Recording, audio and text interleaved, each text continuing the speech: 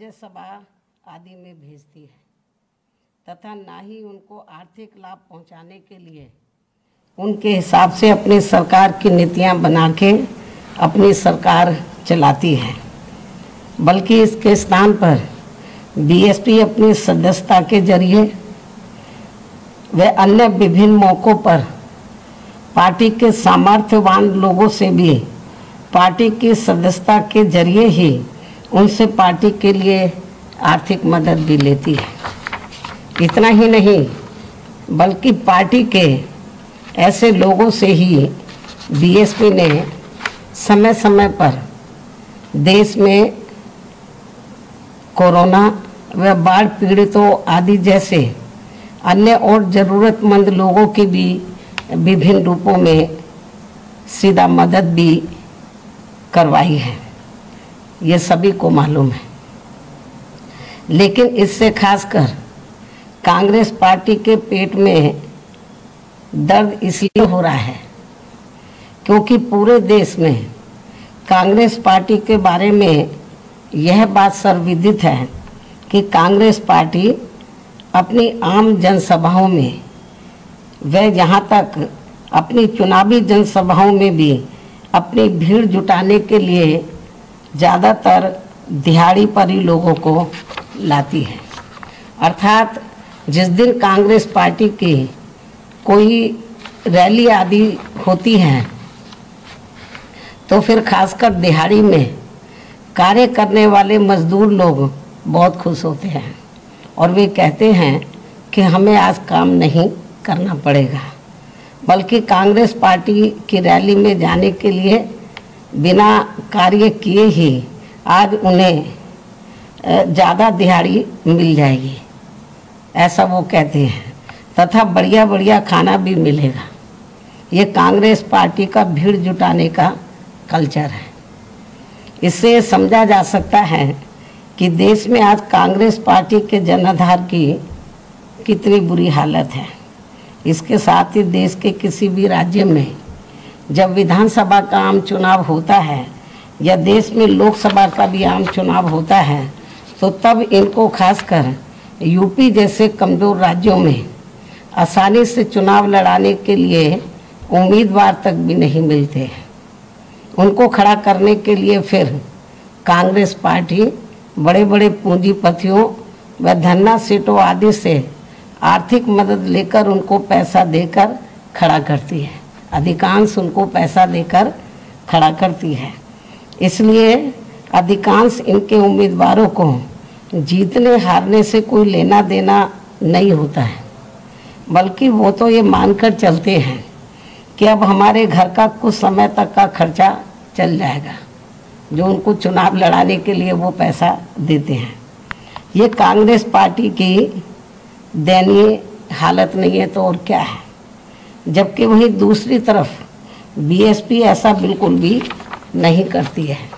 अर्थात बीएसपी कांग्रेस की तरह पैसा देकर पार्टी के लोगों को चुनाव में टिकट नहीं देती है, बल्कि चुनाव पर खुद अपना पैसा लगाने वाले लोगों को ही अधिकांश टिकट देती है, जिनका पार्टी के जनाधार को बढ़ाने के लिए हर प्रकार से योगदान होता है।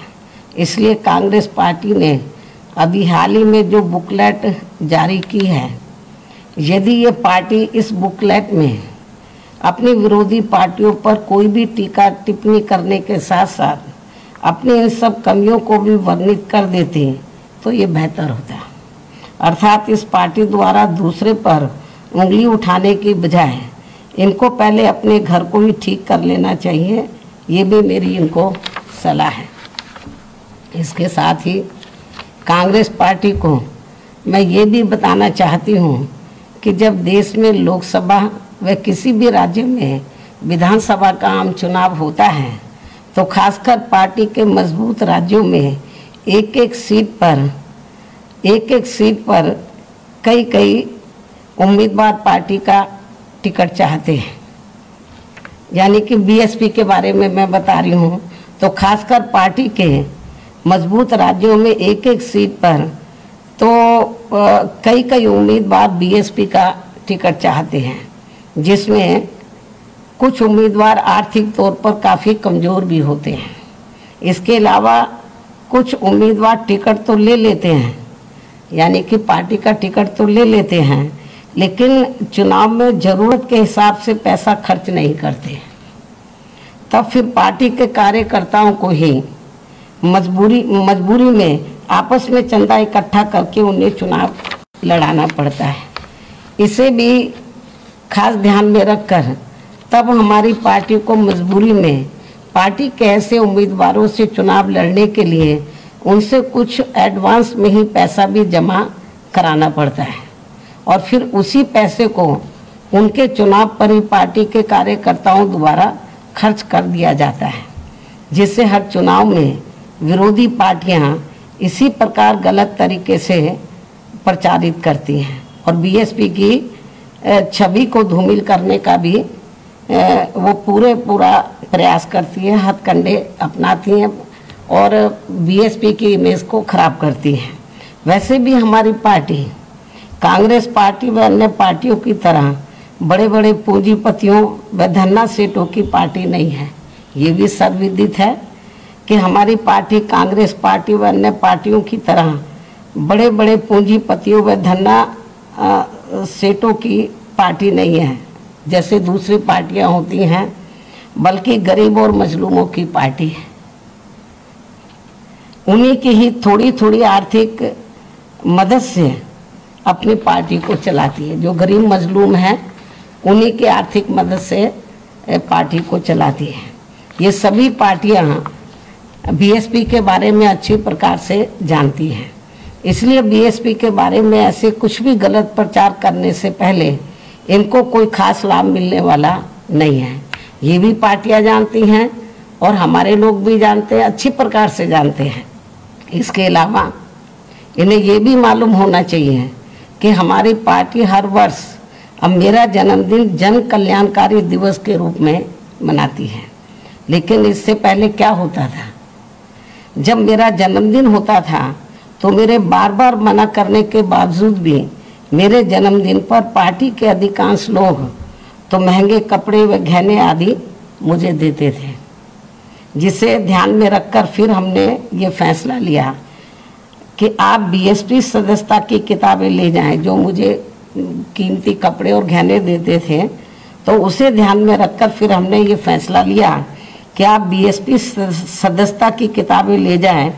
जितने के आप मुझे कीमती गहने कपड़े आदि देना चाहते हैं तो उतने के आप अपने क्षेत्र से बीएसपी के सदस्य बना के वो पैसा आप मुझे पार्टी को आर्थिक सहयोग के रूप में दे सकते हैं। इसके लिए कोई मनाही नहीं है। उसके बाद से अब हम इस मौके पर अपने लोगों को हर वर्ष बीएसपी सदस्यता की किताबें दे देते हैं। लोग फिर उसके जरिए हर वर्ष पार्टी को खुशी खुशी से काफ़ी आर्थिक मदद भी करते हैं। लेकिन इसे भी कांग्रेस जैसी अन्य पार्टियां भी काफ़ी गलत तरीके से, जब मेरा जन्मदिन होता लोग पार्टी को आर्थिक सहयोग देते हैं तो उसे भी कांग्रेस पार्टी सहित ऐसी मानसिकता वाली जो अन्य पार्टियां हैं तो इसे भी गलत तरीके से प्रचारित करती हैं। बुकलेट में कहा कि आज यूपी में वो सत्ता में, आप लोगों को मालूम है, उसकी बुकलेट को पढ़ने से ऐसा लगता है कि वो सत्ता में आने के लिए कितने तड़फ रहे हैं। लेकिन कांग्रेस को अपने गिरेबान में झांक कर देखना चाहिए। जब अपना देश आज़ाद हुआ था तो आज़ादी के बाद शुरू में लंबे अरसे तक यहाँ उत्तर प्रदेश में कांग्रेस पार्टी लगातार पूर्ण बहुमत के साथ वो सत्ता में रही।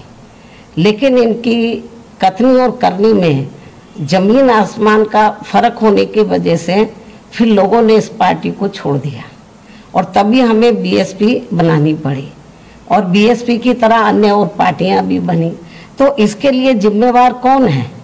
जो कांग्रेस की का जो आज हाल बेहाल है, इसके लिए जिम्मेवार कौन है? हमारी पार्टी नहीं है, दूसरी पार्टियां नहीं है, जो अन्य विरोधी पार्टियां हैं।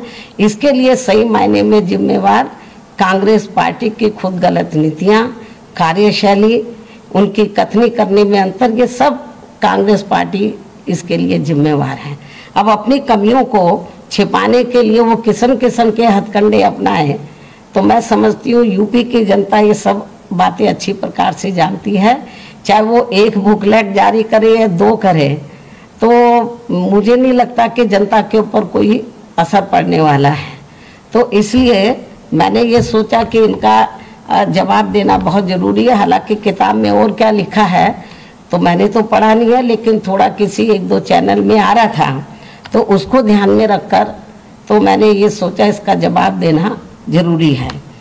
इतना ही नहीं, बल्कि आज मैं किसी एक चैनल में हमारी पार्टी के जो राष्ट्रीय महासचिव व राज्यसभा सांसद हैं श्री S.C. मिश्र, उनका इंटरव्यू देख रही थी, जिसमें उनसे बार बार मेरा उत्तराधिकारी के बारे में पूछा जा रहा था कि आपकी बहन जी का उत्तराधिकारी कौन होगा।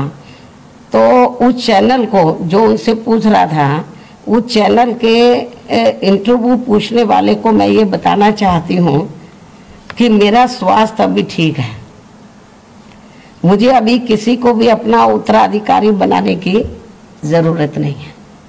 लेकिन जब मेरा स्वास्थ्य ठीक नहीं रहेगा तो तब मैं ज़रूर अपना उत्तराधिकारी घोषित कर दूंगी, ये भी मैं उनको बताना चाहती हूँ। और जब उत्तराधिकारी, जब मेरा स्वास्थ्य ठीक नहीं रहेगा या मैं इस लायक नहीं रहूँगी कि मैं पार्टी को चला पाऊँ, और जब मैं अपना उत्तराधिकारी घोषित करूँगी तो उस चैनल को भी बता दिया जाएगा, पूरे देश को बता दिया जाएगा। लेकिन जब मैं अपना उत्तराधिकारी घोषित करूँगी तो मेरा उत्तराधिकारी केवल दलित वर्ग से ही होगा। ये बात मैं कई बार कह चुकी हूँ और आज मैं इस बात को फिर दोहराना चाहती हूँ कि जब भी मैं अपनी पार्टी का उत्तराधिकारी बनाऊंगी या मेरा जो उत्तराधिकारी होगा तो वो केवल दलित वर्ग से ही होगा, जिन्होंने हर मुश्किल की घड़ी में मेरा व पार्टी का पूरी ईमानदारी व पूरे तन मन धन से साथ दिया है। पार्टी में बड़े उतार चढ़ाव आए, लेकिन जो दलित वर्ग के लोग हैं वो टस से मस नहीं हुए। तो जब भी उत्तराधिकारी बनाया जाएगा, जब लगेगा कि मैं इस लायक नहीं हूँ, मेरा स्वास्थ्य खराब है, अभी तो मैं फिट हूँ बिल्कुल, और मुझे अभी वर्षों तक, काफ़ी वर्ष लगेंगे मुझे अनफिट होने के लिए, मैं तो फिट हूँ।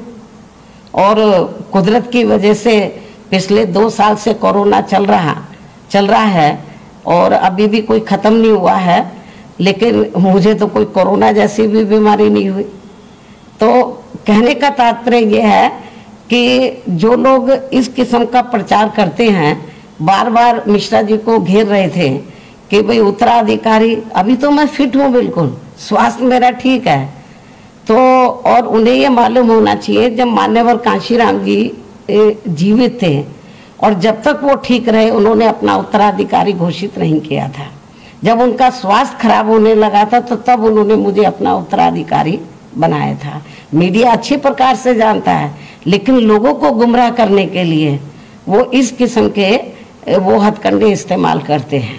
तो इसलिए मेरा मीडिया को भी यही कहना है, और ख़ास तौर से कांग्रेस पार्टी को, कि ये जो इधर उधर की बातें कर रहे हैं बुकलेट के जरिए, बुकलेट हो या फिर नाटकबाजी करे या आए दिन आकर वो गांधी जी की प्रतिमा के नीचे बैठ जाएं, या फिर कहीं पर कोई अन्याय अत्याचार हो जाए तो वहाँ चले जाएं, तो इससे कुछ नाटकबाजी से होने वाला नहीं है। जनता सब जानती है, जनता को ये मालूम है कि यूपी में 4 बार मेरे नेतृत्व में सरकार बनी। तो बीएसपी ने, आपको मालूम है कि कभी भी वो अपना मैनिफेस्टो जारी नहीं करती है। बीएसपी दूसरी पार्टियों की तरह वो कभी भी अपना चुनावी घोषणा पत्र आदि जारी नहीं करती है, क्योंकि बीएसपी कहने में कम बल्कि कार्य करके दिखाने में ही ज़्यादा विश्वास रखती है। तो इसलिए जब मुझे 4 बार यूपी में गवर्नमेंट बनाने का मौका मिला तो मैंने वो ऐतिहासिक कार्य किए सर्व समाज के लिए, चाहे सभी धर्मों और सभी वर्गों के लिए, किसान, मजदूर, व्यापारी, कर्मचारी, बुजुर्ग, महिलाएं, युवा, सभी के लिए मेरी सरकार ने वो ऐतिहासिक कार्य किए कि जो पूर्व में किसी भी पार्टी की सरकार ने नहीं किए। अब जो वर्तमान में जो बीजेपी की सरकार है या पूर्व में सपा की सरकार रही, वही मेरी नीतियों को थोड़ी उनको अदल बदल के वो उनको घोषित करती है। लेकिन घोषणा करने से काम नहीं चलेगा, वो तो इम्प्लीमेंट करने से चलेगा। चाहे वो मेरी कितनी भी नकल करने, नकल का तभी फायदा होगा जब वो जमीनी तौर पर उसको इम्प्लीमेंट किया जाए। तो इसलिए मैं आपको ये बताना चाहती हूँ कि अब हालांकि ये चुनाव है, चुनाव नज़दीक आ रहा, कुछ ही महीने बचे हैं, इस किस्म के हथकंडे इस्तेमाल किए जाएंगे। तो इसलिए मुझे बीच बीच में मीडिया के बीच में जाकर हमारे लोग गुमराह ना हो, तो मुझे ये बातें कहने के लिए मजबूर होना पड़ता है। तो ये कुछ ज़रूरी बातें मैंने आप लोगों के सामने रखी हैं। धन्यवाद।